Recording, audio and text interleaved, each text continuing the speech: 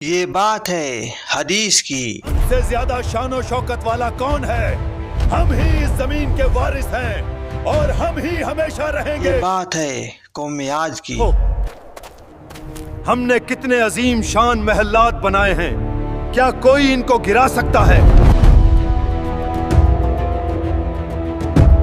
حضرت نوح کے بعد ایک طاقتور قوم جو زمین پر اپنے آپ کو خدا ماننے لگا، بڑے بڑے پہاڑوں کو تراش کر ان سے محل بناتے اور فخر سے کہتے تھے، ہم سے زیادہ شان و شوکت والا کون ہے؟ ہم ہی اس زمین کے وارث ہیں اور ہم ہی ہمیشہ رہیں گے۔ یہ لوگ حضرت نوح کی نسل سے تھے اور ان کے بیٹے سام کی اولاد سے شمار ہوتے تھے۔ اللہ نے ان کو جسمانی طاقت، خوبصورتی، خوشحالی سے خوب نوازا تھا۔ یہ خوشحالی کون چھین سکتا ہے؟ جو ہم سے ٹکرائے گا ہم اسے برباد کر دیں گے۔ ان کے بدن پہاڑوں جیسے مضبوط اور ان کے قوت بادلوں کو چھوتے ہوئے اور ان کے شہر پہاڑوں کے دامن میں۔ اس پہاڑ کو کاٹ کر اس میں عالی شان محل تیار کرنا ہے۔ کیا تم نے نہیں دیکھا تمہارے رب نے عاد کے ساتھ کیا کیا؟ ایرم والوں کے ساتھ، ستونوں والے جن کی مانند کوئی قوم زمین میں پیدا نہیں کی گئی۔ یہ قوم جزیرۂ عرب کے جنوبی حصے میں موجود یمن اور عمان کے درمیان ایک علاقے کے احقاف میں آباد۔ یہ علاقہ بہت خوبصورت تھا۔ ان کا شہر ارم کے نام سے مشہور تھا جسے ذات الایمان کہا جاتا تھا۔ قوم عاد اپنی جسمانی طاقت اور انجینئرنگ کے کمال کے باعث مشہور تھی۔ یہ اونچے اونچے محل اور عمارتیں بناتے تھے۔ ان کی عمارتیں اونچے اونچے ہوتی تھی جیسے بادلوں سے بات کر رہی ہوں۔ وہ زمین پر اپنے آپ کو سب سے زیادہ طاقتور سمجھتے تھے۔ وہ فخر سے کہتے ہیں، اس زمین کے وارث ہیں اور ہم ہی ہمیشہ رہیں گے۔ اور یہی ان کی بربادی کا سبب بنا۔ یہ حقیقت سے غافل ہو گئے کہ جس رب نے ان کو یہ طاقت دی وہی رب ان سے یہ طاقت چھین بھی سکتا ہے۔ اور یاد کرو عاد کے بھائی ہود کو، جب انہوں نے اپنی قوم کو احقاف میں عذاب سے ڈرایا۔ وقت گزرتا گیا اور ان کے دلوں میں کفر اور سرکشی مزید بڑھتی گئی۔ پھر اللہ نے ان کی طرف اپنا پیغمبر ہود علیہ السلام کو بھیجا۔ حضرت ہود ایک نیک، سنجیدہ اور صابر نبی تھے جنہیں اللہ نے اپنی نشانیوں اور ہدایت کے ساتھ بھیجا تھا۔ وہ اپنے قوم کے سامنے نہایت رہنمائی کے ساتھ کھڑے ہوئے اور انہیں سیدھے راستے کی دعوت دی۔ بھیجا عاد کی طرف ان کے بھائی ہود کو۔ اس نے کہا، اے میری قوم، اللہ کی عبادت کرو، اس کے سوا تمہارا کوئی معبود نہیں۔ کیا تم پر پرہیزگاری نہیں آئے گی؟ انہوں نے کہا، اے ہود، کیا تو ہمیں یہی کہنے آیا ہے کہ ہم صرف ایک اللہ کی عبادت کریں اور اپنے باپ دادا کے معبود چھوڑ دیں؟ ہم اپنی طاقت اور مضبوط محلات پر ہی فخر کرتے رہیں گے۔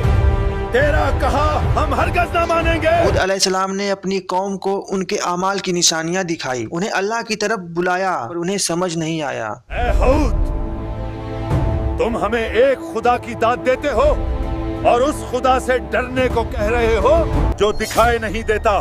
جاؤ، ہم کسی سے نہیں ڈرتے۔ کیا اس کائنات میں کوئی ہم سے بھی زیادہ طاقتور ہے؟ اگر ہم سے دوبارہ ایسی بات کی اور بتوں کو چھوڑنے کے لیے بولا تو ہم تمہیں مار ڈالیں گے۔ جن دلوں اور دماغوں میں غرور نے قبضہ کر رکھا ہو وہاں نصیحت کی آواز پتھر کی مانی ٹکر کھا کر ٹوٹ جاتی ہے۔ اور انہوں نے یہ تک بول دیا، جاؤ، لے آؤ، اللہ کا وہ عذاب ہے جس سے تم ڈراتے ہو۔ ہم کسی سے نہیں ڈرتے۔ حضرت ہود علیہ السلام کے مسلسل دعوت کے باوجود قوم عاد ایمان نہ لائی بلکہ غرور اور تکبر میں ڈوبی رہی۔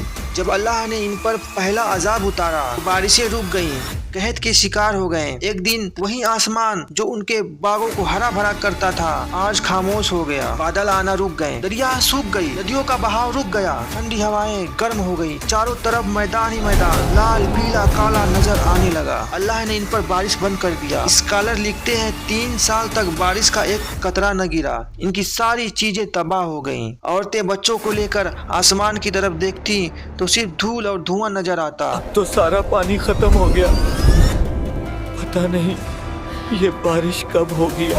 ہود سے کہو اگر وہ سچا نبی ہے تو اپنے خدا سے کہے کہ بارش برسائے۔ حضرت ہود علیہ السلام نے فرمایا، میرے رب کے پاس سب کچھ ہے، لیکن تم جب ان سے منہ موڑ چکے ہو تو اب تم پر رحم نہیں بلکہ آزمائش ہے۔ پھر ایک دن آسمان پر 3 بادل نمودار ہوئے۔ یہ بادل آسمان پر ایسے ٹکے ہوئے تھے جیسے فیصلے کا انتظار کر رہے ہوں۔ اس طرح آسمان سے ایک فرشتہ نازل ہوا۔ قوم عاد، तुम्हारे रब की तरफ से तुम्हारे लिए एक इम्तिहान है।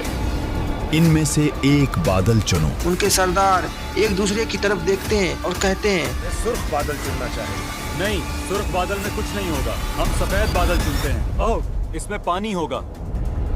नहीं, काला बादल, काले बादल में पानी है, वो हमें सैराब करेगा, वही रहमत। और इन्होंने काला वाला बादल चुना। वो ये नहीं जानते थे कि इस बादल में रहमत नहीं बल्कि कहर छुपा हुआ है। फिर वो फरिश्ता गायब हो गया।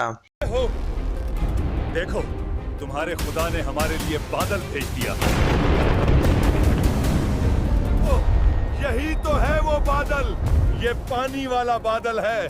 और आसमान पर सन्नाटा छा गया। इनके चेहरों पर खुशी थी लेकिन आसमान पर गुस्सा आ रहा था। बादल इनके वादियों की तरफ बढ़ता जा रहा था। आसमान सियाह होता जा रहा था। हवा में नमी और ठंडक बढ़ने लगी। सब लोग खुशी और तकब्बुर से बारिश का इंतजार कर रहे थे। अचानक वो बादल जो भारी और नरम लग रहा था, भारी बिजलियों से भरपूर होने लगा। उसकी गरज दिलों को दहला देने वाली थी। हर तरफ रेत ही रेत उठने लगे, दरख्त झुकने लगे, इंसान उड़ने लगे, महल उड़ने लगे। हर झोंके के साथ इंसान उड़ता और जमीन पर गिरता। वो आंधी उन पर 7 रात और 8 दिन बराबर चली। इन 8 दिनों में इनके जिस्म पत्तों की तरह जमीन पर बिखर गए। इनके महल, इनके बाग जिनमें कभी खुशबू आती थी, अब रेत के नीचे दफन हो गए। और जब ये आंधी थमी तो पूरी कब्रिस्तान बन चुकी थी। कोई आवाज, कोई साया, कोई जान बाकी न रही। हवा रुक गई, आसमान साफ हो गया, जमीन पर सिर्फ वीरानी ही वीरानी थी। सूरज निकलता है मगर नीचे सिर्फ रेत का समंदर है।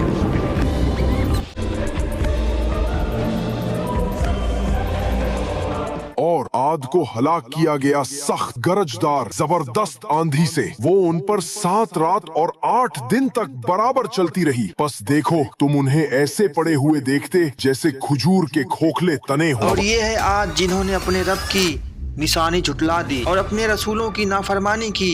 ये हैं आद जिन्होंने अपने रब की आयात झुकला दी और उसके रसूलों की नाफरमानी की और हर जाबिर अनीद के हुक्म की पैरवी की।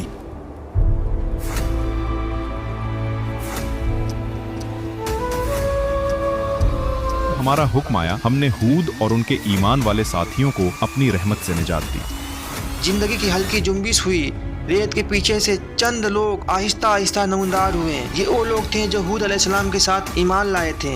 हजरत हूद अलैहिस्सलाम अपने ईमान वालों के साथ पहाड़ के नीचे और अल्लाह के बारगाह में दुआ की, ऐ मेरे रब, तू रहम फरमाने वाला है। हमने तेरी निशानियों को देखा और तेरा इंसाफ समझ लिया। हमें उन रास्तों पर कायम रख जो तेरे मानने वालों के लिए हैं और हमारे दिलों को तकब्बुर से बचा। हूद अलैहिस्सलाम की कौम मिट गई मगर उनकी दावत, उनकी नसीहत और उनकी दुआ कयामत तक बाकी रहेगी।